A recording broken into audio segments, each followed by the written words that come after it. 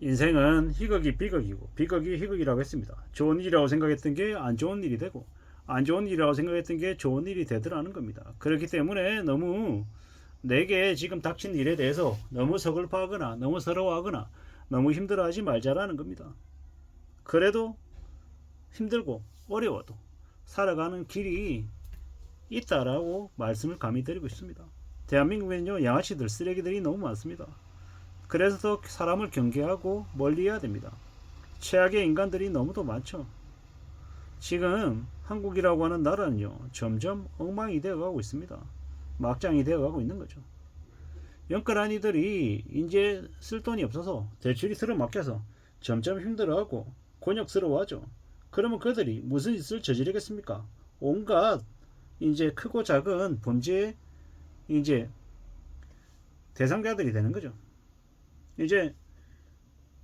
이제는 한국도 선진국처럼요 커피숍에 핸드폰 올려놓고 노트북 올려놓고 어디 못 가는 거죠. 그래 버리면 돌아와 보면 없어져 있는 일이 생기는 겁니다. 이제 나 몰라라 하고 배째 버리는 쓰레기들이 많아지는 거죠. 그렇게 해서 이제 만든 돈으로 영비 마련하고 밥 먹고 술 마시고 담배 사고 이런 일들이 이제 점점 늘어나는 겁니다. 앞으로 이제 삶이 더 그렇게 단순해지고 치졸해지고 이제 황당해지는 겁니다. 앞으로 이제 어려운 시기가 이제 오래 지속될 겁니다. 그렇기 때문에 가늘고 길게 오래 잘 살 궁리를 해야 되는 겁니다. 앞으로 우리네 삶이 더 빡빡해진다라는 걸 알면 사람들이 어떻게 합니까? 소비를 좀 신중하게 하게 되죠. 이제 신중하게 소비를 하면 살 수밖에 없다라는 겁니다. 그렇게 살아야 됩니다. 앞으로 고금리가 3년, 4년, 5년 지속될 겁니다. 과연 버틸 수 있을까라고 생각해야 됩니다. 중국은 중국대로 상황이 안 좋고 일본은, 대만은, 뭐 러시아는, 중국은, 북한은 어떤지도 한 번씩 생각하면서 지내야 될 것 같습니다. 우리는요 점점 더 충격적인 삶을 겪게 될 겁니다. 이미 DSR 70% 이상인 이들이 299만 명, 300만 명이 넘습니다. 그들은 사실상 파산하는 거죠. 점점 더 어려워지는 겁니다. 앞으로 금리는 쉽게 내려가지 않고요. 물가도 쉽게 잡히지 않고 경제 성장률이 뭐 2.1에서 2.5%로 올라간다 어쩐다라고 얘기하는데 그냥 엉망되는 겁니다. 뭐 대한민국에 너도 나도 다 빚을 다 가지고 있는 것 같지만 10명 중에 4명은 빚이 없습니다. 2명은 플러스 마이너스 0이고요. 나머지 4명은 빚이 있죠. 10명 중에 6명은 빚이 없고 4명은 빚진 사람이라는 겁니다. 그 빚진 이들은요. 그들에게만 IMF가 닥치는 겁니다. 생활고가 생기는 겁니다. 나머지들은요. 삶이 불편하고 좀 짜증날 뿐인 거지 삶이 휘청거리지는 않습니다. 무리하게 빚을 진 영끌한 그들이 이제 생활고에 뛰어내리고 범죄자가 되고 난리가 나는 겁니다.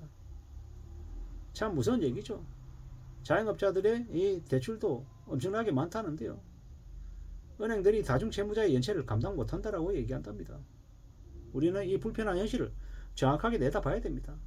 부동산 거래는 없고 대출은 안 나오고 시중금리는 8% 10% 되고 이 상태로 1년, 2년, 3년 가면요.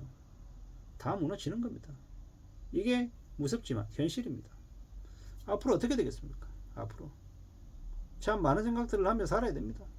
이게 뭔가 싶습니다. 이게 뭔가 잘 생각해 볼 필요가 있는 거죠. 우리는요 생각보다 더 많은 우려와 염려가 아마 있을 것 같습니다. 참 잘 생각하면서 살아가야 되겠습니다. 어떻게 살아야 될까? 어떻게 견딜 수 있을까? 겁내고 두려워하고 염려하면서 또 하루하루를 살아가야 되는 거죠. 사는 게 얼마나 어려운데 쉽고 만만하게 생각하면 안 된다는 겁니다. 금융노예는요 자신의 영혼까지 팔아야 됩니다. 노예로 전락하면 팔 수 있는 모든 걸 다 파는 겁니다. 장기도 팔고요 몸도 팔고 뭐든 다 팔겠죠. 그렇게 팔아도 빚을 못 갚으면요 그럼 이제 점점 더 상황이 안 좋아지는 거죠. 앞으로 대출 자체가 중단이 되고 시중금리 계속 올라가고 쓸 돈 없고 이러면요 그게 바로 지옥인 거죠. 뭐가 지옥이겠습니까? 참 우리는요 무시하게 무지무지하게 정신 바짝 차리고 살아야 됩니다. 앞으로 난리가 나는 겁니다. 유리지가 봉급쟁이들에게만 세금이 더 늘어날 겁니다. 양도세, 임대소득세, 취득세 뭐 이래저래 다주택자들 세금을 다 폐지하고 직장인들 세금만 올리는 거죠. 양아치가 되는 겁니다. 앞으로 짜장면 만원 시대도 올 것 같습니다. 고물가 고환율의 월급쟁이들만 죽어나가는 겁니다. 참 씁쓸하죠. 막장입니다. 앞으로 어떻게 살아야 되겠습니까? 앞으로 더욱더 외롭게 살아야 될 것 같습니다. 사람들 안 만나고 조용히 죽어 지내는 게 더욱 필요한 것 같다라는 겁니다. 그렇게 살아야 될 것 같습니다. 참 보통 사람들의 신장 장기를 틀어먹으려고 노리는 악인들도 너무 많답니다. 개쓰레기들이죠. 참 어떻게 살아야 될까? 어떤 마음으로 지내야 될까? 걱정이 많이 됩니다. 참 무슨 현실입니다. 이게 뭔가 싶은 거죠. 우리는 절대로 함부로 욕심부려서는 안 됩니다. 길고 가늘게 살아갈 국리를 내야 되겠습니다. 그래야 되지 않겠냐라는 겁니다. 빚이 없고 성실하게만 일만 하면 우리는 기회를 맞이할 수 있습니다. 그렇기 때문에 더 나은 자세를 지내고 정말로 성실하게 살아가야 될 것 같습니다. 앞으로 5년이 지나면 4, 5년이 지나면 다시 또 리레버리징을 하게 되면 또 다시 부동산 펌프질하고 주식 펌프질하고 사람들에게 투기하라고 또 나설 겁니다. 물론 그 전에 다 망가뜨리고 다 무너뜨리고 다 망치고 나야 그런 일을 다시 벌린다라는 겁니다. 앞으로는요 한 4, 5년간은 정말로 정신 바짝 차리고 정말로 신중하게 조심하며 지내야 되겠습니다. 그거 말고는 없는 것 같다라는 겁니다. 우리는 앞으로 더욱 우려스럽고 더욱 염려스러운 삶을 살 수밖에 없습니다. 어떻게 하겠습니까? 마음 굳게 먹고 움직여야 되는 거죠. 이래저래 기득권들만 떠받드는 불쌍한 영끌족들, 그들이 제대로 된 삶을 살 수 있겠냐라는 겁니다. 죄의식에 사로잡혀서 더 굴종과 더 굴욕을 강요받으며 살겠죠. 그러므로 우리는 어떻게 살아야 되겠습니까? 티나지 않게 잘 은폐하고 위장해 있어야 됩니다. 그래야 목숨을 유지할 수 있는 거죠. 잘 먹고 잘 웃고 남에게 친절하려면요 내가 여유가 있어야 됩니다. 절제할 수 있어야 됩니다. 남들이 뭐라 하든 내 스스로를 잘 통제할 수 있어야 되는 거죠. 안정적인 소득을 추구하고 좀 여유를 갖춰야 되는 겁니다. 철저히 사람을 가려서 만나고요. 이래저래 견디고 버티면 위너가 되는 겁니다. 견딜 수 있으면 기회는 온다라고 보면 맞을 것 같습니다. 참 잘 생각해 볼 필요가 있는 것 같습니다.